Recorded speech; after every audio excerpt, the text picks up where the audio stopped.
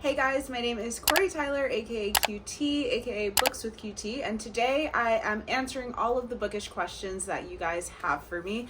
I've been doing BookTube and bookstagram for about a year now, and I've never done like a full-on video about the tropes that I like, books that I love, like just an overall scope of who I am as a reader. That way you guys can see, like, are we compatible as reading buddies? Can you trust my opinions? I hope that you can. And answer some of your burning, dying questions. Just kidding. Maybe they're not really burning or dying. But I asked you guys on my bookstagram some bookish questions that you have for me, and I'm just gonna go straight through and answer some of them. So let's get started. First question, I like romance books. Which ones do you recommend? That is a series, and I love this question because I get to talk about my favorite romance series, which is the Magnolia Parks series. This is just the first 3 books. The other 2 are up there, but I just decided you only need to see these right now. This series is written by Jessa Hastings, and it's kind of like a romance literary fiction type vibe. You're following 2 main characters who are in love, Magnolia and BJ. You're seeing kind of their romantic history, and also they're on again, off again. It's a little bit of a toxic romance, but you're also meeting a lot of their friends. It's a bunch of people that are in their early to mid 20s. They're basically London elite that have a lot of money and are able to travel and do all these crazy things. A lot of people compare it to Gossip Girl, and I honestly would too. It's like a UK version of Gossip Girl, but you're reading it, and there's also romance and toxicity and a lot of found family, and it's just such an incredible series. There's 5 books. Alternates between Magnolia Parks' story and Daisy Hate's story. Highly recommend the Magnolia Parks series. It's just incredible. But you have to be okay with a toxic romance. That's kind of like the caveat. Are there any super popular BookTok books that you really didn't like? I'm glad you asked this. I'm gonna have to go with this duology, which is Six of Crows and Cricket Kingdom. So basically TikTok says that Cricket Kingdom is like one of the best books ever, but in order to read Cricket Kingdom, it's the second in a series, you have to read Six of Crows. Six of Crows, everyone kind of says is a little bit mid, but you need to read this in order to get to the best book ever. And I just have to say, Cricket Kingdom was not that special to me. People say it's a 6-star read. I gave it maybe a 4.5, if that, and that was just because like the hype of it. I really think I'd give it a 4. It's not full fantasy. It's like fantasy, but they're real people that just have powers, and something about that, like, if you're gonna go fantasy, it's like, give me fae, fairy, creatures, you know what I mean? Unfortunately, the Six of Crows duology did not land well for me. A book that changed your life. This one is going to be In 5 Years by Rebecca Searle. Honestly, almost all of Rebecca Searle's stories have changed my life. This book is about a girl who goes to sleep one day and wakes up, and she's 5 years into the future, and her life is completely different. She wakes up next to someone new and a whole new apartment. There's just a lot to unpack there, but this has such a deeper story. I thought it was going to be strictly a romance book, but it's really a story of friendship and relationships, not only in the romantic way, but platonic or friendships or just any kind of relationships in your life, and dealing with grief and loss. And it's so powerful, and it's such a small book. I got through this book in literally a day, and it really did change my life. Like, I think about things differently because of this book. What is your favorite Emily Henry book? Well, I'm currently reading Funny Story by Emily Henry, and it's so good so far. I'm more than halfway through. I'm probably going to finish it after I finish this video right now, but I'd say, I mean, I love all Emily Henry books, but I'd have to go Happy Place as my absolute favorite, because there's just something about this book that made my soul feel like at ease for some reason. Like, every time I was reading this, I just felt like I was literally in my happy place. It brought a smile to my face. I enjoyed reading this book so much. I'd say a close second would probably be Book Lovers. That was my first ever Emily Henry book, and I remember loving it so much, but I haven't read it since then, and it's been about 2 years, I think, since I read Book Lovers, and I remember loving it back then, but I kind of forgot what the story was about.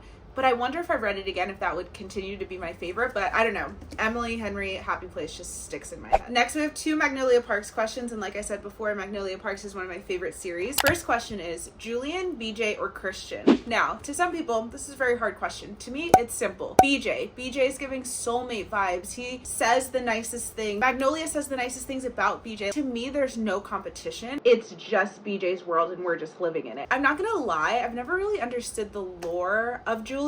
These 2 people just don't belong in each other's world. I love Christian and Daisy. Like, they're just so cute. I feel like Christian is someone that I would really like, and he seems kind of like golden retriever energy, even though he's literally in the mafia. And the next Magnolia Parks question, do you prefer the Magnolia books or the Daisy books? And I don't know if this is unpopular opinion or not, but I actually prefer the Daisy Hates books. I feel so much more connected to Daisy as a character when comparing the first Magnolia Parks and the first Daisy Hates. The first Daisy Hates, I think you get the full scope of who Daisy is as a character more than you do of Magnolia. Okay, I really like this question. It's what inspired you to make a bookstagram?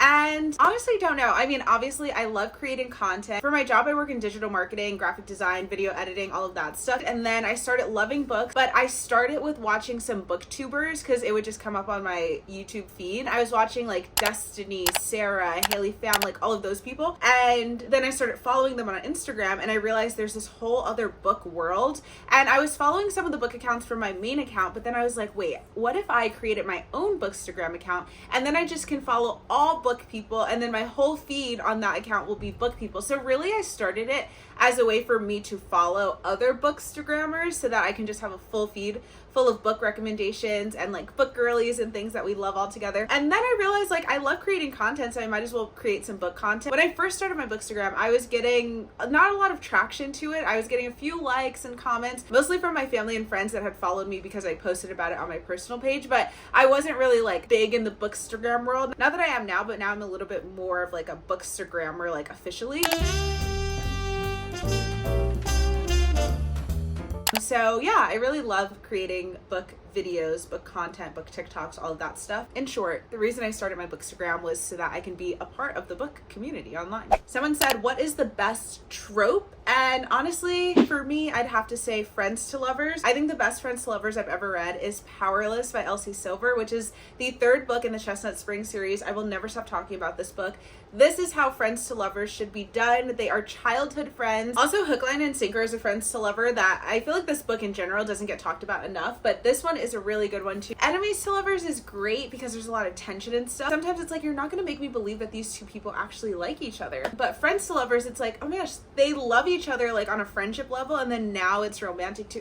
It's just perfect. I'm sorry, it's just perfect. How long does it typically take you to read a book? Honestly, it usually takes me 3 days. If I'm taking longer than 3 days to read a book, then Houston, we have a problem. If it takes me less than 3 days, it's usually either a 6-star book or a really short book. I give myself like a 2-hour chunk where I can just sit there and read. That's 6 hours to read a book. That kind of tracks within 3 days. So yeah, 3 days to read a book. Books to read as a reality TV fan who isn't a book person, but if it was reality TV, I'd read it. I honestly love this question so much because the thing that I love maybe even a little tiny bit more than books is reality TV. I like Big Brother, Survivor, Housewives, Below Deck. Like, I love any kind of reality TV, so this question is true to my soul. And I'm gonna be honest with you, a lot of the books that I read are very like romance, lovey-dovey, fluff. So I'm not sure if people that like reality TV are necessarily looking for that. I like it because it's an escape from reality. So I like watching reality TV to feel a little bit more connected to people, but then I like the books because it's an escape from reality. But I will say, I recommend if you're a reality TV fan wanting to get into books, I'd recommend to start with mystery thrillers. And I have 2 here that I think would be great for you.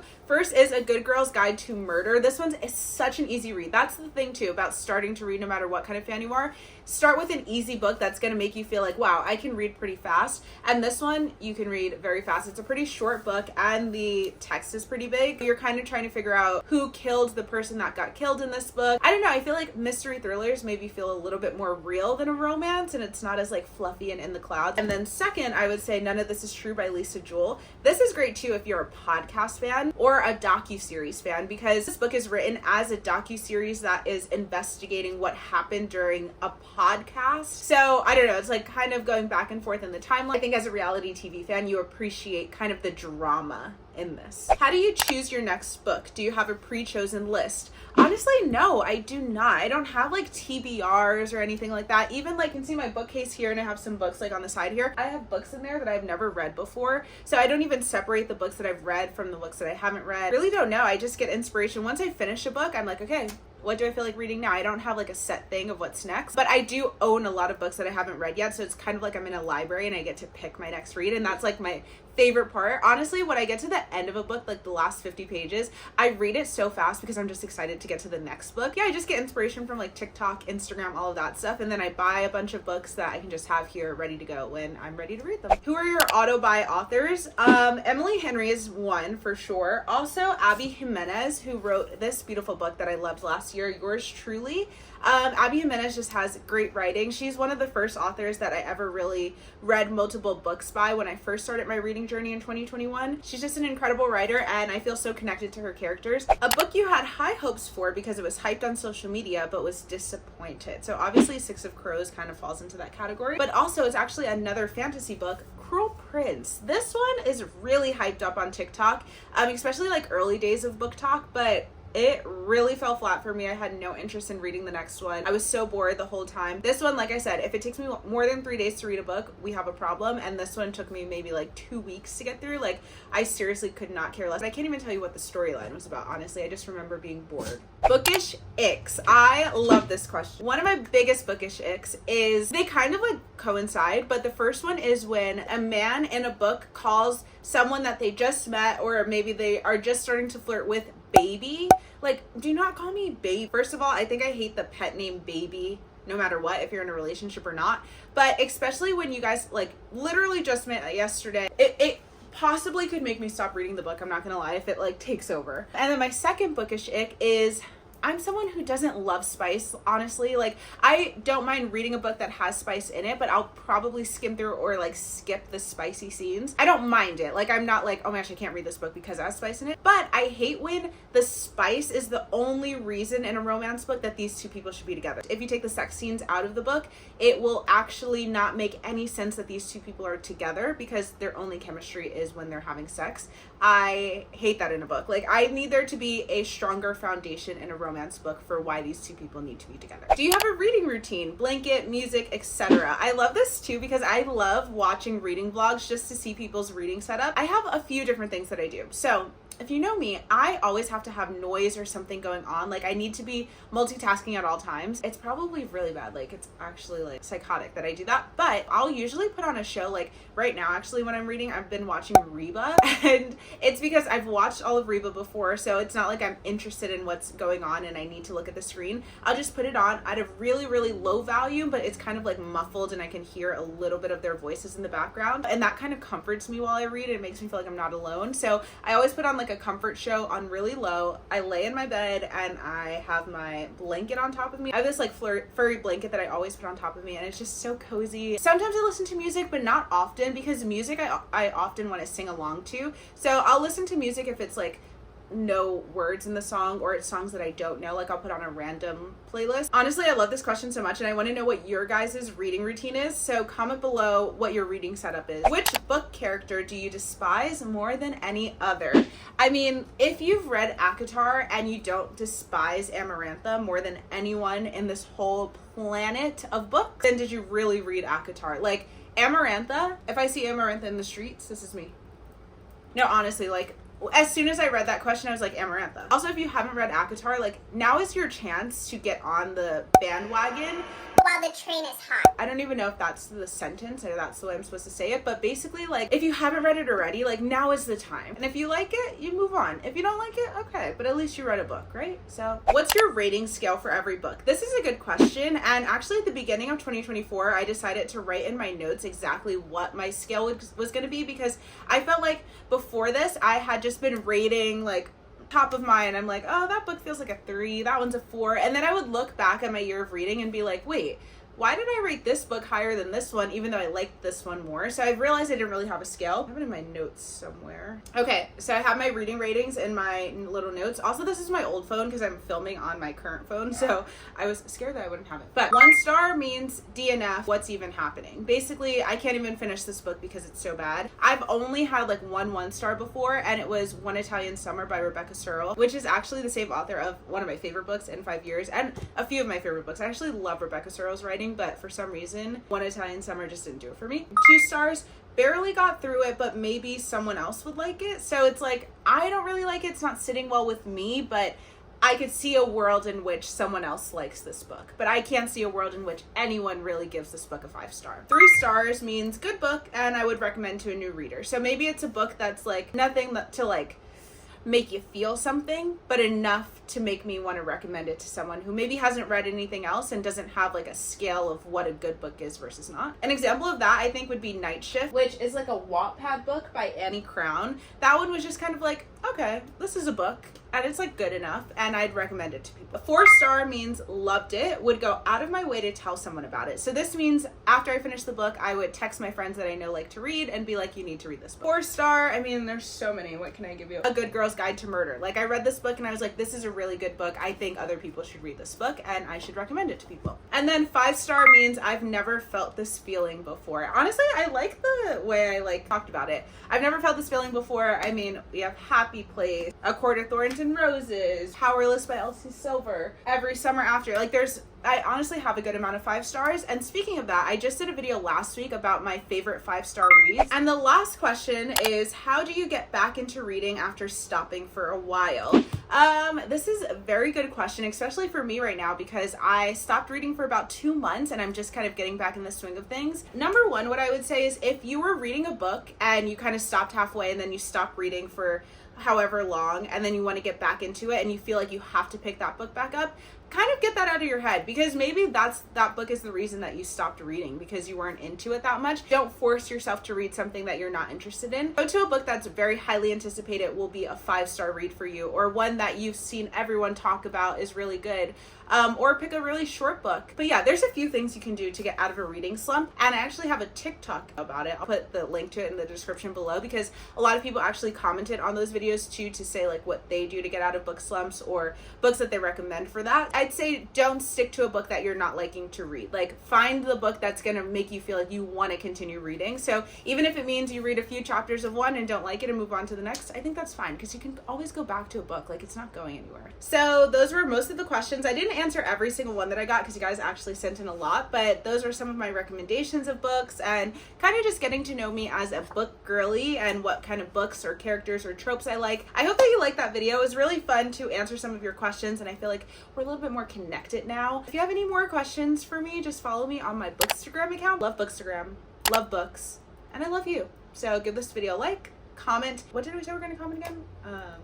Comment below your reading setup. What do you do when you're sitting down to read? What is your little cozy vibe setup? And yeah, that's about it. Thank you guys so much for watching. If you don't know, I post book videos every Wednesday and vlogs every Saturday. The vlogs are more like weekly vlogs, day in my life, all of that type of stuff. And then the book videos could literally be anything from something like this to a reading vlog, or maybe even a 24-hour readathon. Hint, hint, coming up next week. Don't tell anyone I told you. Excited for all of the book content that I have coming up, so follow me on all the things, and I will see you guys on Saturday. Bye. Mwah. We're on a journey, looking back on the things that